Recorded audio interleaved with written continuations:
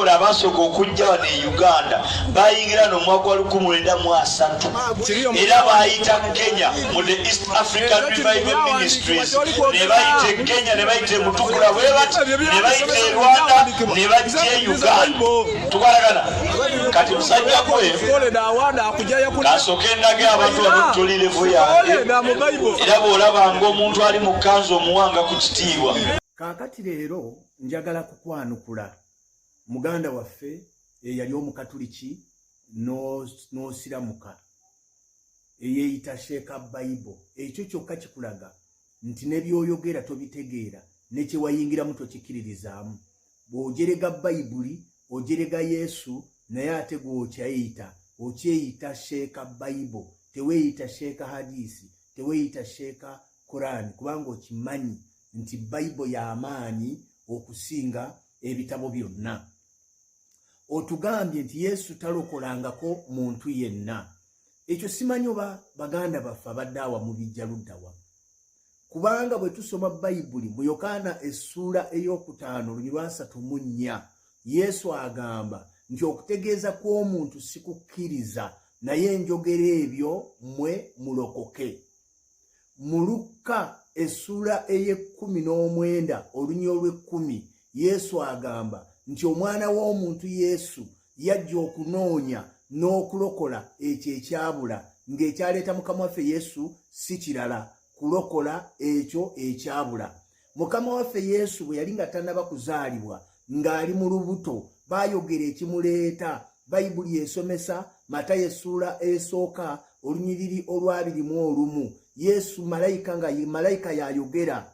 Malayika wano yayogera si majinni, ekyogera wano si misambwa, nedda malayika yayogera n'agamba nti olizaala omwana wa bulenzi olimutuuma erinnya lye Yesu kubanga oyo yalirokola abantu okuva mu bibi byabwe. Malayika nga yakola ki? Nga yayogera ng'ekireeta Yesu si kirala agenda kulokola abantu okuva mu bibi byabwe. Bwe tusoma mu kitabo kya Luka essuula ey'okubiri okuva ku lunyiriri olw'8 Bayibuli yegamba nti abasumba bwe baali nga balunda ekisibo kyabwe ekiro, malayika n'ajja n'abalabikira n'abagamba nti temutya, kubanga leero azaaliddwa gye muli Kristo Mukama waffe omulokozi. Era Yesu Kristo bwe yali atuma abayigirizwa mu kitabo kya Makka essuula 16:15 okukka wansi, abagamba mugende mu nsi yonna mubuulire enjiri eri amawanga gonna, akkiriza n'abatizibwa alirokoka. Tabagamba nti alisiramuka, tabagamba kubeera kintu kirala kyonna, abagamba kulokoka. Era okumanya ng'okulokoka kukulu newankubadde nga mukuwakanya nenda mu mukimanyi nti okulokoka kigambo kikulu nnyo. Yensonga lwaki mu adhaani yammwe bwe mba mukoola abantu okujja okusaala mubagamba hayala lifalaa, mujje mulokoke. Ekitegeeza nti okulokoka nammwe mukukkiririzaamu, mumanyi nti kutuufu, mumanyi nti kwa mazima, mumanyi nti omuntu kyateekeddwa okukola. Naye olw'okuba nti mwagala duniya n'ebintu by'ensi, mwagala okufuna olusente okuva mu Bawarabu, mutya okubabuulira amazima abantu ba Katonda. Mukama waffe yeebazibwe. Kakati bassebo ne bannyabo, bwe kiba ng'okulokoka kwakajja era nga kupya, lwaki Nabi Muhammad sallallahu alaihi wasallam bwe yajja ate n'akwata okulokoka nga Pawulo bwe yakubuulira n'akuteeka mu Kurani essuula eya 23 ya Kurani surati Mu'minu aya esooka egamba nti kadi afilaha al-mu'minuuna, mazima balokose abo abakkiriza. So nga Baruumi 10:10 agamba nti omuntu akkiriza na mutima gw'okweba obutuukirivu era ayatula n'akamwa ke okulokoka. Kati bwe kiba ng'okulokoka kufu, ng'okulokoka si kutuufu, lwaki mu Kurani Muhammad kyamuwaliriza akukoppe mu Bayibuli akuyingize mu kitabo kyammwe? Ekyo kiteekeddwa okubalaga bassebo ne bannyabo nti mulina kye mukweka.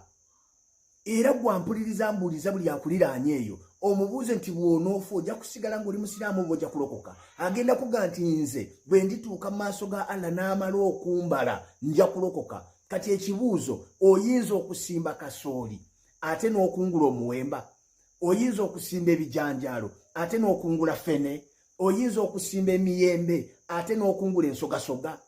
tekisoboka. Kati bwe kibanga okulokoka mukukkiriza nti kugenda kubawo ku lunaku lw'ekiyama, lwaki ate mugaana okulokoka nga mukyali ku nsi? Bassebo ne bannyabo, Yesu lye kkubo, Yesu ge mazima, Yesu bwe bulamu. Bw'obanga oyagala kufuna obulamu, olina kumukkiriza Kristo Yesu ayingire mu bulamu bwo, abeere omulokozi w'obulamu bwo, akuwa obulamu obutaggwaawo mu linnya lya Mukama waffe Yesu. Mudduke omuliro, mudduke geyeena, mudduke ekibi, muleke okusamira, muleke obwenzi, mukkirize Kristo yaba afuuka Mukama obulamu bwammwe. Kubanga Baluumi 14 agamba nti Mukama waffe Yesu kyeyava afa n'abeera omulamu, kyeyava afa n'aziikibwa, n'azuukira n'abeera omulamu, alyoka abeere Mukama w'abalamu bonna era n'abafu. Kati gwayagala obulamu, obulamu tebuli mu walala wonna, obulamu buli mu Kristo Yesu Mukama waffe.